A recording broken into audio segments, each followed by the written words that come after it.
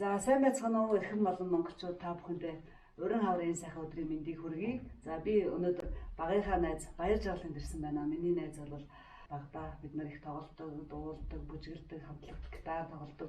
За бидний паян бол маш их хөгжилтэй, маш гоё олон дурсамжууд байдаг. Тэгээд найзтайгаа уулзаагүй бараг 20-30 жил болсон. Тэгээд Facebook шиг буянтай шүү дээ. Facebook-ыг ачаад сүүлийн 5-6 жил ингээ найзгаа авч аваад түүнээс хойш харилцаа холбоотой байгаа. Найз маань энэ хугацаанд юу хийжсэн бэ гэхээр багын гоё бичдэг, зурдаг юм уран гартай охин байсан учраас ноос ноолгын үйлдвэрт ажиллаж байсан, эсхийг гар бүтээгдэхүүн хийдэг, гэх мэт их гоё ажилласан уран бүсгүй байдаг л да. Тэгээд найз маань энэ хугацаанд 5 сайхан хүүхдүүд төрүүлж өсгөж алдарт их болсон байгаа.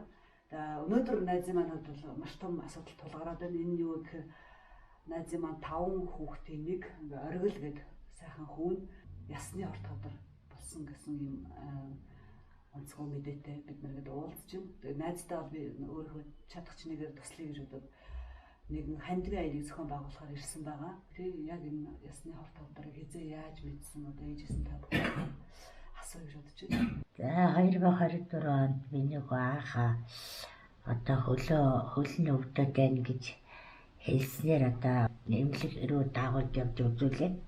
Тэгээ одоо ингээд бүх шинжилгээнүүдийг өгөөд одоо хордоо хавдар гэж ажлагдаад одоо хаалгаанд орж дон чөнгөө солиулаад тэгээд хаалгаанд ороод хими ямар эмчилгээ байдгийг бүхэл эмчилгээг хийж арга хэмжээ авсан.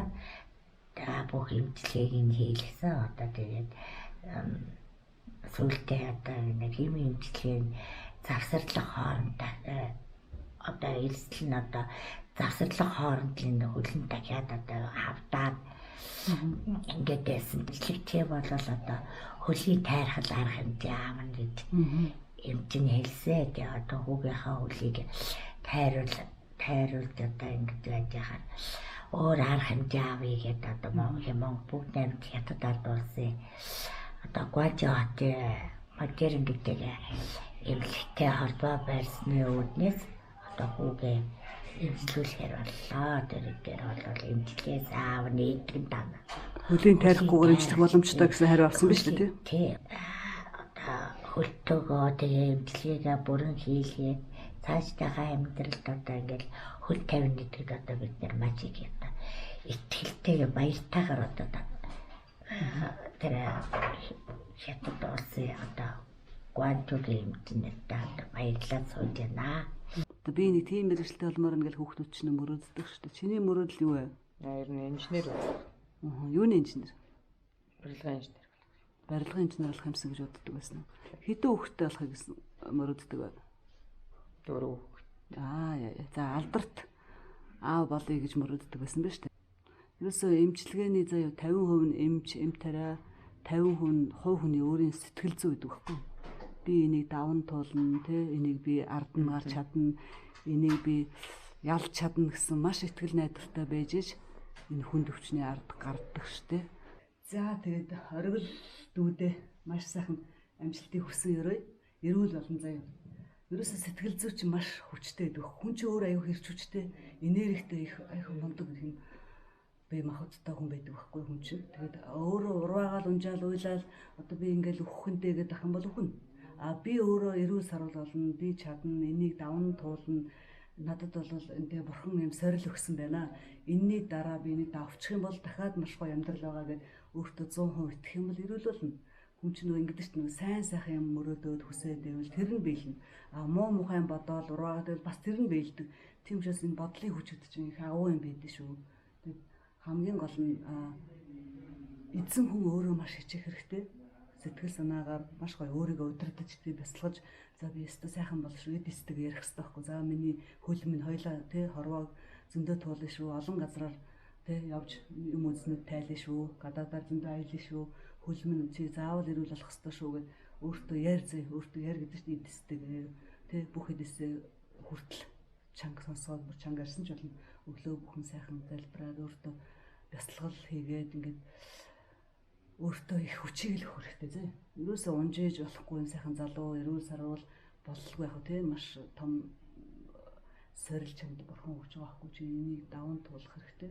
Хүнд өвчин гэдэг бол бас мэдээж амар биш те. Одоо эрүүл хүнд бол нөгөө мянган хүсэл мөрөөдөл байдаг бол өвчтөн хүнд нэг л хүсэл мөрөөдөл байдаг байхгүй. Эрүүл болчих юмсан. За эрүүл болчих юм бол ард нь бол зөндөө хүсэл мөрөөдөл байгаа. Тэгээд мэдээ ямар ч юм хандгийн аян зохион байгуулад манай Монголын ард түмэн хөрхөн хүүд туслах баха. Тэгээд манайхан ч бас хүмүүсийг тэг сэпэл босгоод ирдэг, амьдрал бэлгэлдэг, сайхан элэг нэгтэй, элэгсэн Монгол түмэн гэдэг штэ тий. Тийм учраас монголчууд маань ойлгох байгаа, дэмжих байгаа, дөнгөж 23-4 сайхан хүүд бол туслах байх гэж бодож байна. Тэгээ их чинь хувьяасаа ямар ч гэсэн 200 сая сөгнөө зай багч гэсэн хандив нэмэр болно.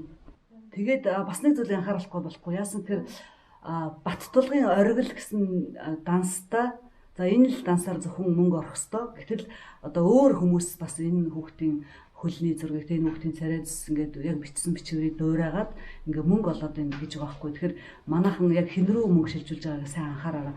Зөвхөн бат тулгын оргил гэсэн нэр гарч ирэх юм бол таны тэр өгөх гэж байгаа мөнгө чинь яг зөв хүндээ очиж ийн гэсэн үг шүү. Тэгээд хамгийн амар нь одоо хүний өвчин зовлон далимдуулаад ингээд 5-10 салах гэсэн ийм ухаа босромог хүмүүс бол маш том нүгэл үлдэж байна тийм ээ. Сэтгэлийн хандив өгөөсөө гэж хүсэж байна. Яг бол ингээд шеэрлсэн ч хүртэл бас буян шүү дээ тийм ээ. Хүн тэр өгөөмөр сэтгэлээр хандуул хүн чинь амжилт бүтээлтэй байдаг. Хүнд бусдад буян болох юм бол урт наслдаг гэж магадгүй та бүхэн сонссон баг. Ингээд чадах чинь нэгээр бидэнд туслаач оргил хүү эрүүл сарвал болоход ингээд туслаач гэж чин сэтгэлээсээ хүсэж байна. Тэгээ оргил маань тавилгын үйлдвэрт ажиллаж байсан гэж сонссон.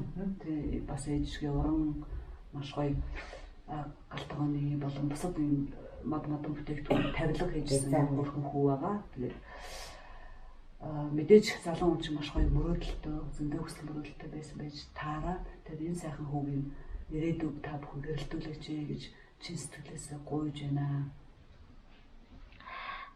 Ард түмэн миний хүүд туслаач одоо хандив аянд минь нэгдэж өгөөч. Одоо бидний одоо энэ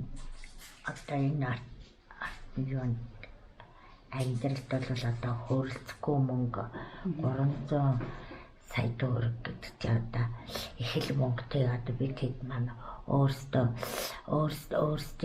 ажил амьдралаа хийгээч хөрхөргүй ийм их мөнгө. Миний Монголын ард түмэн тусалж өгч миний хүүхний хөлдөө эрүүл сарвал болоод цаашдынх нь ирээдүйг нь харж үзээд миний хүүхдэд хандивын гараа сунгааж гэж та бүхэндээ хүсэж байна. Хүмүүс миний хүүдэл туслах байхаа тэгээд ямар ч байсан эмчилгээндээ явах байхаа их чинь тэгж бодож байна. Тэгээд манай Монголын ард түмч бас сайхан сэтгэлтэй тий. Бас олон хүмүүсийг босгож исэн юм буянтай улсууд байдаг. Тийм элэг нэгт монголчууд гэж ярьдаг ш тий. Цаанаасаа элэгтэй монголчууд ч бас арай өөртөө зарим газар улсууд үүдэл. Тэгээд Монгол түмэн маань сайхан туслах байхаа хүүд амьдрал бэлгэлэх байх гэж их чинь бол найдаж байна. За тэгээд хүүдээ эрүүлэг сайн сайхныг хүсье. За энийгээ дуулцгын ерөөл дэвшүүлээ заа. Та бүхэн за бидний сая сонссон болвол баг боловч хандив өгөөрөө гэж гуйж ин. Тэгээд та бүхэнд ажлын амжилт төсөй, амьдралын тэгш дардан сайхан аз жаргалтай байх болтугай бүгдээр эрүүл их байх болтугай. Тэгээд эрүүл байвал бүхнийг чадна, бүхнийг ялна. Тэг хүний хамгийн том баялаг бол эд хөрөнгө биш. Ерөөсөө эрүүл мэнд шүү. Тэгээд бүгдээр эрүүл мэндээ сайхан бодороо, эрүүл сарвал сайхан аз жаргалтай амьдраарай гэж хүсэж байна.